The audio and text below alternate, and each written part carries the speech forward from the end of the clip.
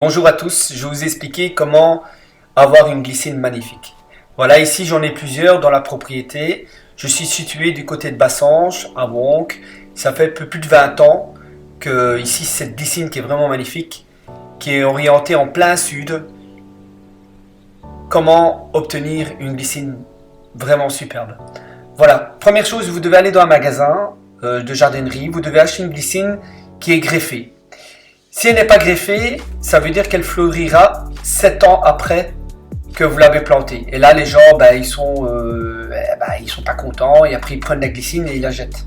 Voilà, mais vous devez prendre une glycine qui est greffée. Quand elle est greffée, elle fleurit directement la première année. Déjà, quand vous plantez ça du côté nord, ça ne va pas fonctionner. Peut-être la première année, deuxième année, et quand vous avez un hiver qui est beaucoup trop rude, la glycine va mourir et elle va s'affaiblir. Maintenant, l'orientation, les meilleures orientations pour une glycine, c'est plein sud. Vous pouvez aussi installer sud-ouest ou est, ça fonctionne bien aussi. Le problème, souvent, au bout d'un an ou deux, souvent, les glycines, il y a un champignon qui peut la tuer. Et la branche, elle commence à mourir. Et directement, il faut couper la branche. Et surtout pas que la maladie va dans la plante elle-même. Voilà, ça c'est déjà une première chose. Deuxième chose, quand vous plantez une glycine, il faut bien choisir l'endroit où vous allez la planter. Il faut la diriger avec, moi j'emploie un câble en acier qui est protégé avec du plastique autour. Et après il faut mettre des attaches dans le mur. Et si vous voulez faire partir vers la droite, vous mettez le fil vers la droite ou à droite-gauche. C'est à vous de diriger la plante sur le fil. Et tout doucement, vous mettez une petite corde chaque fois que la glycine pousse. Et d'année en année, vous allez avoir le tronc qui commence à grossir. Et ce que vous devez faire, tous les 50 cm, plus ou moins, vous laissez partir une petite branche du côté extérieur de la façade. Et il ne faut pas la laisser trop longue. Si vous la laissez trop longue, qu'est-ce qui se passe avec le vent? La branche va casser. Vous devez peut-être la faire dépasser à plus ou moins 40 cm. Voilà. Et chaque année, vous laissez cette branche pas grandir plus que 40 cm. Et vous allez voir, votre branche va grandir de plus en plus. Et chaque année, vous allez avoir des fleurs qui sont de plus en plus grosses. Voilà. Et aussi, c'est que il faut la tailler à partir de plus ou moins mai, tous les 15 jours. Il ne faut pas laisser partir les branches n'importe où.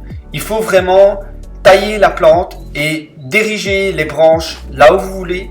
Et ces branches-là, il ne faut pas laisser partir des autres branches par rapport à cette branche-là, ou un tout petit peu, mais pas plus que 2 cm, pour que les bourgeons, l'année d'après, reviennent.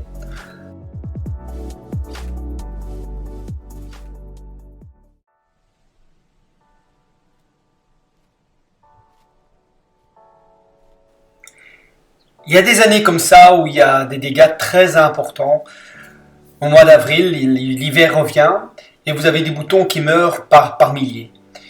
Ici, si le bouton sort après les gelées, il sera pas gelé.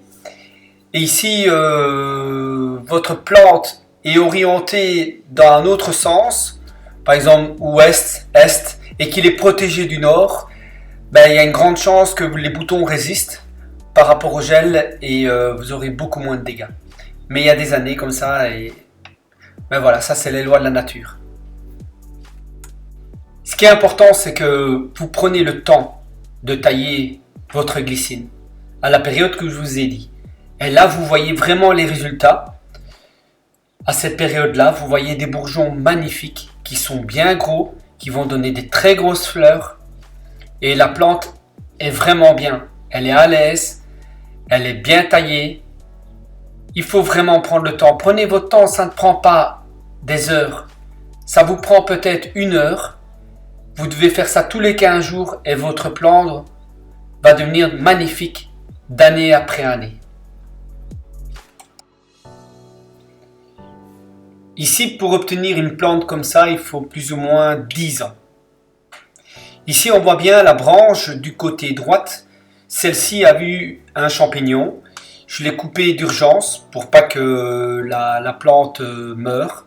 Ça s'est passé 3 ans après que je l'ai plantée. Maintenant, on voit bien que j'ai repris une autre branche un peu plus haut et la plante maintenant est en pleine forme.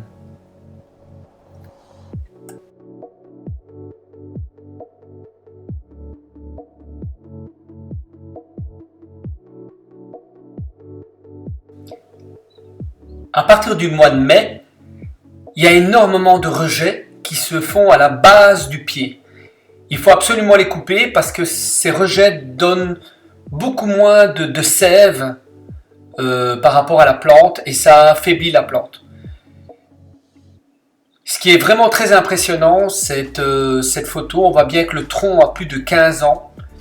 Ça devient un tronc magnifique. Et c'est vraiment superbe. Et il commence à se torsader et à prendre des formes vraiment assez incroyables.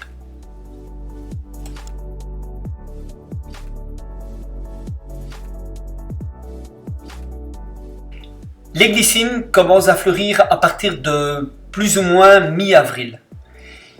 Cette glycine-ci, elle a été plantée du côté sud. Et là où ça a été planté du côté ouest ou du côté de l'est, elles sortent un peu plus tard, une semaine après plus ou moins. Ici, on voit très bien la fleur qui commence à sortir à partir de mi-avril.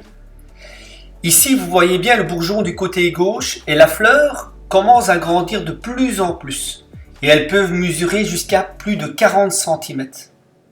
Ici, elle est encore petite. Une semaine après, on voit bien que la glycine a bien poussé. Il y a eu des gelées très très fortes.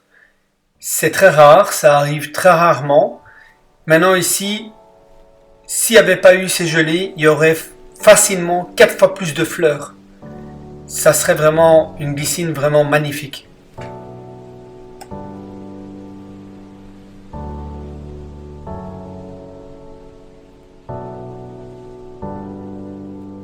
Et voilà, ça y est, elle est toute en fleurs, elle est vraiment comme l'arbre d'Avatar, l'arbre du paradis. C'est magnifique. Je vous souhaite bonne chance avec votre glycine que vous allez planter chez vous. Bonne journée à tous.